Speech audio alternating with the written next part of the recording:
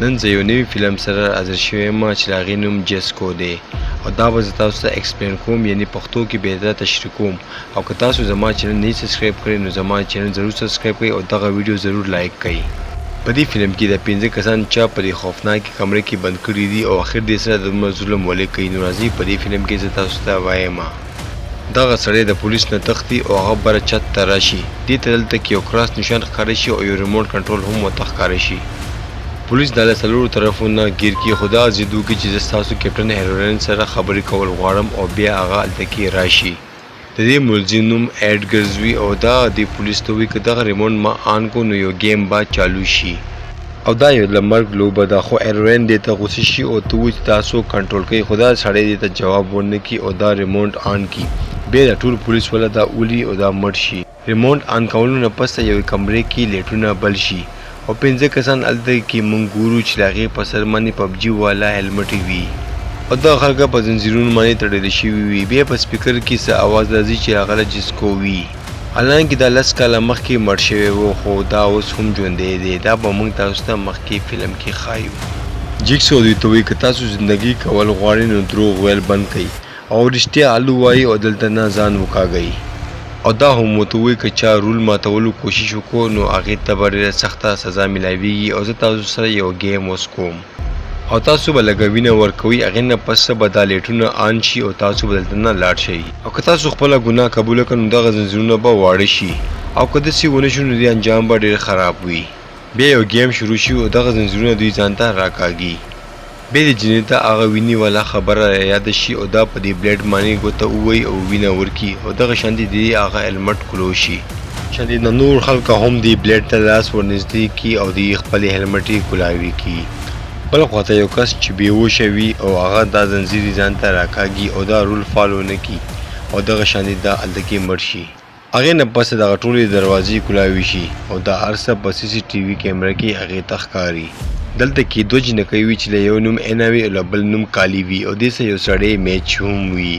اینا دې ته وایي چې موږ ته رښتیا وینا کول پکار ده او داسې ښکارېږي چې دغه خلکو سره جرم کړی دی. بل ورځ موږ یو جنۍ ګورو چې هغه یو ځای کې جوګینګ کوي او هغه کس هلته کې راځوړن وي کوم چې وختي په بلیډ باندې مړ شو. د دغه مړي پہچان کولو لپاره ډاکټران دې نه هغه ماکس وکاږي خو له هغې نیم مخ کټ شوی وي او د دې په مرۍ باندې د جیسکو ساین وي. خو ډاکټران دا هم وایي چې جیسکو اوسه پورې نه دی ژوندی او هغه 10 کاله مخکې مړ دی. هیروین سره یو بل افیسر هم وي چې د هغې نوم کیټ وي.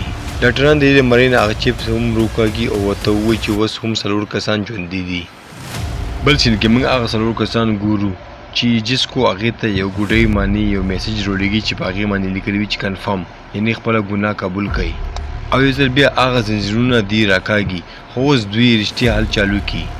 میچ ورته وایي چې ما یو هلک باندې موټرسایکل خرڅ کو او لږ ساعت پس هغه موټرسایکل باندې له هغه کس اکسیډنټ وشو او مړ شو. اینا ورته وایي چې زموږ یو زوی و او هغه مړ شوی و. زما خاوند په هغې باندې سایډ واړولو او هغې باندې اوده شو، داسې هغې ساه بنده شوه او هغه مړ شو. دې کې خو زما هېڅ ګناه هم نه وه. خو هغه زنځیرونه اوس هم دوی راکاږي. دې نه ظاهرېږي چې دوی اوس هم رښتیا نه وایي او دروغ وایي. دغه بل سړی هغه ګوډۍ نه چې څنګه ټیپ ریکارډر راکاږي نو دا زنځیرونه بند شي. دا اوس هم دې زنځیرونو سره ګیر وي. دغه دوران هلته کې 3 ستنې رالړی شي او جیسکو ورته وایي چې دې شروعات به هغه دوکهباز نه کېږي کوم چې هغه ښځې نه پرس پټ کړی و. او کله چې تاسو بېهوشه وي نو ما هغه ستنه دې سړي ته والې وه او هغه مې مړ کړی و. دې 3 ستنو کې یو ستنه صحیح ده او یو کې زهر دی او بل کې تیزاب دی. که صحیح ستنه تاسو منتخب کړه نو دغه ټول زنځیرونه به کلو شي او که غلطه هم وواله نو ټول به مړه شئ. هغې نه پس دغه خلک یو بل ته ګوري او په یو بل شک کوي. اینا دې ته وایي چې کوم غل هغه ښځه مړه کړې وه له هغې په جسم باندې به اګزیشن نشان وي او دې ته پته لګي چې کارلي هغه غله وه او هغه ښځه مړه کړې وه. او ریحان دې ته وایي چې رښتیا الو وایه. خو کارلي دې ته وایي چې دې کې زما هېڅ هم غلطي نه وه. هغې نه پس دغه زنځیرونه دوی بره ځان ته راکاږي او ریحان د دې جنۍ کې هغه 3 واړه اګزیشن یې ومنډي او هغې نه پس د دې د سترګو نه اینا چالو شي او دا هلته کې مړه شي. چې دې د زندګۍ قیمت صرف $3 دی او دې کې موږ ته پته لګي چې کالي صرف $3 یې هلته کې پټې کړې وي. بل سین کې موږ هغه پولیس والا ګورو چې هغه وایي چې دا هوا جیسکو سره ډېر زیات میلاویږي خو هغه فکر کوي چې داسې نشي کېدی. جیکسو خو 10 کاله مخکې مړ شوی دی بل سین کې موږ نه ګورو چې هغه په کمره کې جاړي او چغې وي او دا خبره کوي چې دې کې زما ګناه نه وه، زما زوی خو زما د خاوند د لاسه مړ شوی و او ما ته د دې خبرې سزا ولې راکوي. دې کمرې کې دوه دروازې وي چې په هغې باندې نو ایگزیکټ لیکل شوي وي، خو ریان اوس هم دا دروازې ماتوي او بهر وتلو کوشش کوي او دا له جسکو لرور د خلاف خبره وه. هغه د کې ځمکه ماده شي او د ریان خپل لاندې لاړه شي او په ستارونو کې ګیره شي او چخڼده شي. بل خوا ته کې مچ ته یو ټیپ ښکاري، دا کوشش کوي چې دغه ټیپ بهر روکاږي، خو د وایر د وجې هغه لرګی مات شي، خو دا بیا هم په لاس باندې دا ټیپ اوچت کړي. کله چې دې ټیپ ولګي نو هغې کې جسکو دې ته وایي چې ما ته منې کړی هم وي چې رول مه ماتوه. خیر تا اوس دا رول مات کو، دې لپاره به ته اوس دا هینډل راکاږي، هغې نه پسه به ته ازاده شي. د دې ازادۍ دا مطلب دی چې دا به خپله خوا قربانوي. بل خوا ته موږ ډاکټر ګورو چې هغې ته له کارلي ډیډ باډي میلاو شي او د دې په جیب کې نوټ هم وي چې په هغې لیکلي وي چې اوس 3 کسان پاتې شو. بل خوا ته هغه پولیس والا په دغه ډاکټرانو باندې شک شي چې دغه ټولو مړو په شاته د دې دواړو لاس دی. بل سین کې موږ 3 کسان بیا ګورو چې میچ او اینا یو کمرې ته راننوځي.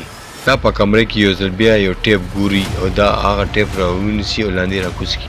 هغې نه پس دغه کمرې دروازه بنده شي او جسکو ویډیوګانې په ټي وي باندې چالو شي او په ویډیو کې دا وایي چې تاسو ډېر بد خلک یې او تاسو ډېرې زیاتې دوکې کړي دي او ستاسو له بچ کېدلې یوه لاره ده، هغه دی ریحان. او که ریحان هغه شی راکاږي نو تاسو دواړه به آزاد شي او ریحان ته هم دا وایي که ته دې دواړو نه ځان خلاصوې نو هغه شی راکاږه. او ریحان چې دا خبره واوري نو هغه هم ډېر زیات حیرانه شي. بل خوا ته هلته کې ډېر زیات جوار په دغه کمرې کې رالړی شي او دې دواړه پکې پټ شي او له پاسه څه بلیډونه هم رالړی شي. بل خوا ته ریان دا دواړه بچ کوي او هغه ګیر دا راکاږي او دغه شان د دې خپه هلته کې کټ شي. بل خوا ته موږ بیا یو ټیپ ګورو چې هغې باندې میچ نوم لیکل شوی وي. میچ چې کله دا ټیپ راوالي نو لاندې نه یو رسۍ راشي او دا د خپې نه اوچت کړي او الټۍ راځوړند کړي. جیسو دې ته وایي چې تا اوسه پورې رښتیا الما ته نه دی ویلی، کله چې تا هغه بایک خرڅ کړو نو تا هغې نه $600 اخیستې وي او دا ډېر ښه پته و چې د هغه موټرسایکل بریک خراب دی او ستا د وجې هغه لږ اکسیډنټ وکړو او مړ شو. او دا لږ زما د خور زوی و، هغې چا سره هم دښمني نه وه. هغې نه پس ته هغه موټرسایکل دې ته مخامخ وروړي او هغې کې بریک نه وي او ورته وایي چې اوس به ته هغه بریک وښې. هغې نه پس ته له هغه موټرسایکل موټر چالو شي. اینه دا لږ بچ کولو لپاره هغه موټرسایکل ټایر کې یو سیخ ورکړي او هغه ګاډی ودرېږي، خو یو ځل بیا هغه ټایر بیا سټارټ شي او هغه لاندې راکاږي او میچ په دې کې دننه لاړ شي او داسې کې هغه مړ شي. بل خوا ته هغه پولیس والا جسکو قبر کلو کړي او هغه ګوري چې جسکو دې کې شته او که نه، خو په هغه تابوت کې جسکو نه وي، له هغې پسې بل څوک مړ وي. بیا هغه پولیس والا ډېر زیات له هغې کور ته لاړ شي او جسکو هلته کې تلاش کوي، خو دوی بیا یو ځل هلته کې د میچ جسم وګوري کوم باندې چې لیکل شوي وي چې اوس هم 2 کسان ژوندي پاتې دي. هغه تور پولیس هغه ډاکټر ته وایي چې د دې شاته ستا لاس دی، خو دا ډاکټر ورته وایي چې دې کې ستا هغه بل ملګری میلاو دی. بیا هغه بله ډاکټر خپل ډاکټر ته وایي چې ما ته پته ده چې دا ګیم څوک چلوي او دا دواړه دوی هلته نه لاړ شي او دوی پسې هغه پولیس والا هم روان شي. اوس دلته کې اینا او ریان پاتې شوي وو. اینا یو دروازه کلوکي او بل خوا ته راشي، کوم ځای کې چې دا یو سړی وګوري هغه سړی په دې اټیک وکړي او دا بېهوشي شي. کله چې دا هوش کې راشي نو دا دواړه خپې نه چا تړلي وي او دې مخامخ یو سړی ناست وي او هغه سړی جسکو وي. هغه دې ته دواړو ته خپل جرمونه وایي. ریان ته وایي چې تا په بچپن کې ډېر زیات زیاتې کړې دي او ستا د لاسه 3 ملګري په اکسیډنټ باندې مړه شوي وو. خو ریان دې ته وایي چې ما پرېږده او زه اوس هم ژوند کول غواړم. جیکسو دې ته وایي چې هر انسان زندګي کول غواړي. که هغه ورځ هغه ډاکټر زما اکسره نه وای بدله کړې نو زما له کینسر علاج به شوی وی. بیا جسکو اینا ته خپل جرم باره کې وایي چې له هغې د زوی مرګ له هغې د خاوند د وجې نه بلکې له اینا د وجې شوي وو. په هغه شپه د دې زوی ډېر زیاته ژړا کوله او اینا ته غوسه ورغله او د دې ماشوم په مخ یې بالښت کېغوستو او داسې دا ماشوم مړ کړو او خپل پلاسټر یې خوا کې کېغوستو او د دې ماشوم الزام یې په خپل خاوند باندې ولګولو. جیکسو یو ټوپک راوالي یو ګولۍ او هغې ته وایي چې تاسو دواړه ازادي په دې کې ده، تاسو دواړه یو بل مړه کوئ او دلته نه لاړ شئ. اینا هغه ټوپک راوالي او ریان ویشتلو کوشش کوي خو ریان دې ته وایي چې داسې مه کوه او ورته وایي چې دا یو چال دی. خو اینا د دې واونري او په دې ډز وکړي خو هغه ډز واپس په اینا لاړ شي او اینا په دې کې مړه شي او ریان ته له ازادۍ چابي هلته کې میلو شي. بل خوا ته هغه پولیس والا هم دې کور ته راشي او هغه ډاکټر په دې اټیک وکړي او دغه شان دا دواړه هلته کې ګیر شي.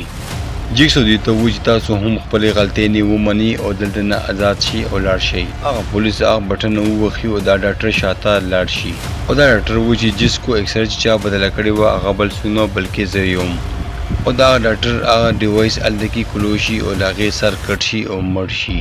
هغه پولیس وایي چې ما ډېر زیات رشوت خوړلی دی او ما ډېر بې قصوره خلکه مړه کړي دي او دغه شانتې د دې کیسې ټول حقیقت مخې ته راشي او هغه ډاکټر کوم چې مړ شوی و هغه واپس ژوندی شي او دا ووایي چې دغه لوبه 20 کاله مخکې شوې وه کوم چې جیکسو جوړه کړې وه. دې کې ریان او رینا چې وه هغه 10 کاله مخکې مړ شوي وو. هغوی سره زه هم وم خو جیسکو زه معاف کړی وم. دلته کې موږ ته پته لګي چې ایډګرز هغه سړی و کوم چې د ډاکټر ښځه مړه کړې وه خو دې پولیس هغې نه رشوت واخیستو او هغه یې پرېغوستو او کوم ډز چې په ایډګرز باندې شوی و نو هغه دې ډاکټر کړی و چې د خپلې ښځې بدل دې نه والي او دلته کې موږ ګورو چې هغه پولیس والا دې کې مړ شي. دلته کې موږ ته پته لګي چې جیسکو کار به اوس هم دا ډاکټر کوي او دې دواړه به یو ځای کار کوي.